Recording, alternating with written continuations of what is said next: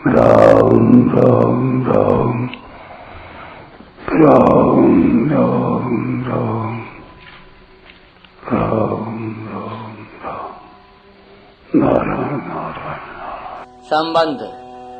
ज्ञान की परानिष्ठा प्राप्त करने के लिए किस साधन सामग्री की आवश्यकता है, उसको आगे के 51वें, 52वें और 53वें इन 3 श्लोकों में बताते हैं।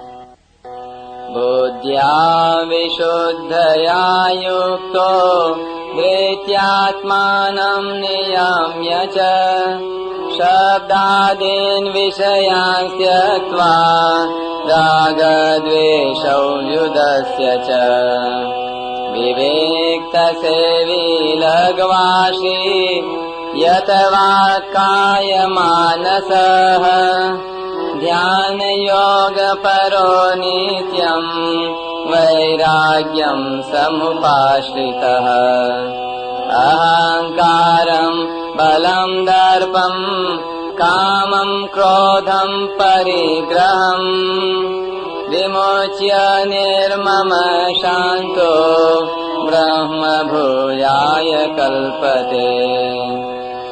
जो विशुद्ध सात्विकी बुद्धि से युक्त, वैराग्य के आश्रित, एकांत का सेवन करने वाला और नियमित भोजन करने वाला साधक धैर्य पूर्वक इंद्रियों का नियमन करके शरीर, वाणी, मन को वश में करके शब्द आदि विषयों का त्याग करके और राग द्वेष को छोड़कर निरंतर ध्यान योग के परायण हो जाता है, वह अहंकार, बल, दर्प, काम, क्रोध और परिग्रह का त्याग करके एवं निर्मम तथा शांत होकर ब्रह्म प्राप्ति का पात्र हो जाता है। व्याख्या। बुद्धिया विशुद्धया युक्तः। जो सांख्य योगी साधक परमात्म तत्व को प्राप्त करना चाहता है, उसकी बुद्धि विशुद्ध अर्थात सात्विकी हो, उसकी बुद्धि का विवेक साफ साफ हो, उसमें किंचन मात्र भी संदेह न हो। इस सांख्य योग के प्रकरण में सबसे पहले बुद्धि का नाम आया है। इसका तात्पर्य है कि सांख्य योगी के लिए जिस विवेक की आवश्यकता है, वह विवेक बुद्धि में ही प्रकट होता है। उस विवेक से वह जड़ता का त्याग करता है। वैराग्यम समुपाश्रितः। जैसे संसारी लोग राग पूर्वक वस्तु, व्यक्ति आदि के आश्रित रहते हैं, उनको अपना आश्रय सहारा मानते हैं, ऐसे ही सांख्य योग का साधक वैराग्य के आश्रित रहता है, अर्थात जन समुदाय, स्थान आदि से उसकी स्वाभाविक ही निर्लिप्तता बनी रहती है। लौकिक और पारलौकिक संपूर्ण भोगों से उसका दृढ़ वैराग्य होता है। विविक्त सेवी। सांख्य योग के साधक का स्वभाव, उसकी रुचि स्वतः स्वाभाविक एकांत में रहने की होती है। एकांत सेवन की रुचि होनी तो बढ़िया है, पर उसका आग्रह नहीं होना चाहिए, अर्थात एकांत न मिलने पर मन में विक्षेप, हलचल नहीं होनी चाहिए। आग्रह न होने से, रुचि होने पर भी एकांत न मिले, प्रत्युत समुदाय मिले, खूब हल्ला गुल्ला हो तो भी साधक उकताएगा नहीं, अर्थात सिद्धि असिद्धि में सम रहेगा। परंतु आग्रह होगा तो वह उकता जाएगा, उससे समुदाय सहा नहीं जाएगा। अतः साधक का स्वभाव तो एकांत में रहने का ही होना चाहिए, पर एकांत न मिले तो उसके अंतःकरण में हलचल नहीं होनी चाहिए। कारण कि हलचल होने से अंतःकरण में संसार की महत्ता आती है और संसार की महत्ता आने पर हलचल होती है, जो कि ध्यान योग में बाधक है। एकांत में रहने से साधन अधिक होगा, मन भगवान में अच्छी तरह लगेगा, अंतःकरण निर्मल बनेगा। इन बातों को लेकर मन में जो प्रसन्नता होती है, वह साधन में सहायक होती है।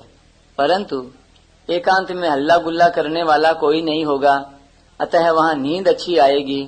वहाँ किसी भी प्रकार से बैठ जाएं तो कोई देखने वाला नहीं होगा, वहाँ सब प्रकार से आराम रहेगा, एकांत में रहने से लोग भी ज्यादा मान बढ़ाई आदर करेंगे। इन बातों को लेकर मन में जो प्रसन्नता होती है वह साधन में बाधक होती है, क्योंकि यह सब भोग है। साधक को इन सुख सुविधाओं में फंसना नहीं चाहिए, प्रत्युत इनसे सदा सावधान रहना चाहिए। लघुवाशी साधक का स्वभाव स्वल्प अर्थात नियमित और सात्विक भोजन करने का हो। भोजन के विषय में हित, मित और मेध्य ये 3 बातें बताई गई हैं। हित का तात्पर्य है भोजन शरीर के अनुकूल हो। मित का तात्पर्य है भोजन न तो अधिक करे और न कम करे, प्रत्युत जितने भोजन से शरीर निर्वाह हो जाए उतना भोजन करे। भोजन से शरीर पुष्ट हो जाएगा ऐसे भाव से भोजन न करे, प्रत्युत केवल औषध की तरह क्षुधा निवृत्ति के लिए ही भोजन करे, जिससे साधन में विघ्न न पड़े। मेध्य का तात्पर्य है भोजन पवित्र हो। धृत्यात्मानं नियम्य च सांसारिक कितने ही प्रलोभन सामने आने पर भी बुद्धि को अपने ध्येय परमात्मा तत्व से विचलित न होने देना। ऐसी दृढ़ सात्विक धृति के द्वारा इंद्रियों का नियमन करे, अर्थात उनको मर्यादा में रखे। 8 पहर यह जागृति रहे कि इंद्रियों के द्वारा साधन के विरुद्ध कोई भी चेष्टा न हो। यतवा काय मानसः शरीर, वाणी और मन को संयत करना यानी वश में करना भी साधक के लिए बहुत जरूरी है। अतः वह शरीर से वृथा न घूमे, देखने सुनने के शौक से कोई यात्रा न करे, वाणी से वृथा बातचीत न करे, आवश्यक होने पर ही बोले, असत्य न बोले, निंदा चुगली न करे, मन से राग पूर्वक संसार का चिंतन न करे, प्रत्युत परमात्मा का चिंतन करे। शब्दादीन विषयांश त्यक्त्वा ध्यान के समय बाहर के जितने संबंध हैं जो कि विषय रूप से आते हैं और जिनसे संयोग जन्य सुख होता है, उन शब्द, स्पर्श, रूप, रस और गंध 5 विषयों का स्वरूप से ही त्याग कर देना चाहिए। कारण कि विषयों का राग पूर्वक सेवन करने वाला ध्यान योग का साधन नहीं कर सकता। अगर विषयों का राग पूर्वक सेवन करेगा तो ध्यान में वृत्तियां बहिर्मुख होने से नहीं लगेंगी और विषयों का चिंतन होगा। राग द्वेषौ युद्धस्य च सांसारिक वस्तु महत्वशाली है, अपने काम में आने वाली है, उपयोगी है, ऐसा जो भाव है उसका नाम राग है। तात्पर्य है कि अंतःकरण में असत वस्तु का जो रंग चढ़ा हुआ है वह राग है। असत वस्तु आदि में राग रहते हुए कोई उनकी प्राप्ति में बाधा डालता है, उसके प्रति द्वेष हो जाता है। असत संसार के किसी अंश में राग हो जाए तो दूसरे अंश में द्वेष हो जाता है, यह नियम है। जैसे शरीर में राग हो जाए तो शरीर के अनुकूल वस्तु मात्र में राग हो जाता है और प्रतिकूल वस्तु मात्र में द्वेष हो जाता है। संसार के साथ राग से भी संबंध जुड़ता है और द्वेष से भी संबंध जुड़ता है। राग वाली बात का भी चिंतन होता है और द्वेष वाली बात का भी चिंतन होता है। इसलिए साधक न राग करे और न द्वेष करे। ध्यान योग परो नित्यम साधक नित्य ही ध्यान योग के परायण रहे, अर्थात ध्यान के सिवाय दूसरा कोई साधन न करे। ध्यान के समय तो ध्यान करे ही, व्यवहार के समय अर्थात चलते फिरते, खाते पीते, काम धंधा करते समय भी यह ध्यान यानी यह भाव सदा बना रहे कि वास्तव में एक परमात्मा के सिवाय संसार की स्वतंत्र सत्ता है ही नहीं।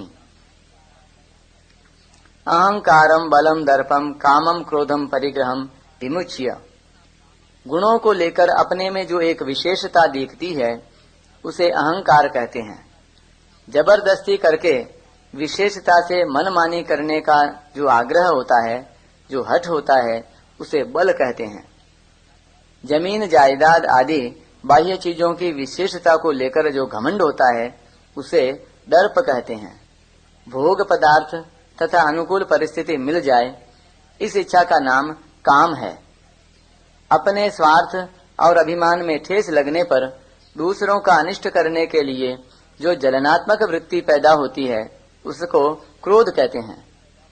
भोग बुद्धि से, सुख आराम बुद्धि से चीजों का जो संग्रह किया जाता है उसे परिग्रह कहते हैं। ब्रह्मचारी, वानप्रस्थ और सन्यासी, इन सबके लिए तो स्वरूप से ही परिग्रह का यानी संग्रह का त्याग है।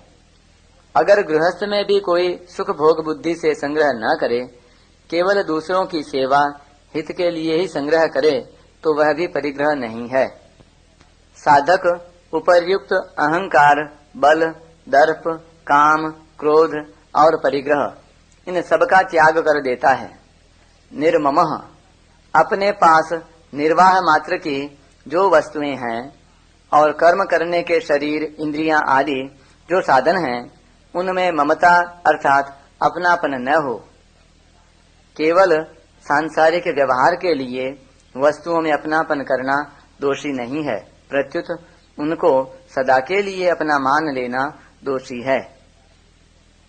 अपना शरीर, वस्तु आदि जो हमें प्रिय लगते हैं, उनके बने रहने की इच्छा न होना निर्मम होना है। जिन व्यक्तियों और वस्तुओं को हम अपनी मानते हैं, वे आज से 100 वर्ष पहले भी अपनी नहीं थी और 100 वर्ष के बाद भी अपनी नहीं रहेंगी। अतः जो अपनी नहीं रहेंगी, उनका उपयोग या सेवा तो कर सकते हैं, पर उनको अपनी मानकर अपने पास नहीं रख सकते। अगर उनको अपने पास नहीं रख सकते तो वे अपने नहीं हैं ऐसा मानने में क्या बाधा है। उनको अपनी न मानने से साधक निर्मम हो जाता है। शांतः, असत संसार के साथ संबंध रखने से ही अंतःकरण में अशांति, हलचल आदि पैदा होते हैं। जड़ता से सर्वथा संबंध विच्छेद होने पर अशांति कभी पास में आती ही नहीं। फिर राग द्वेष न रहने से साधक हरदम शांत रहता है।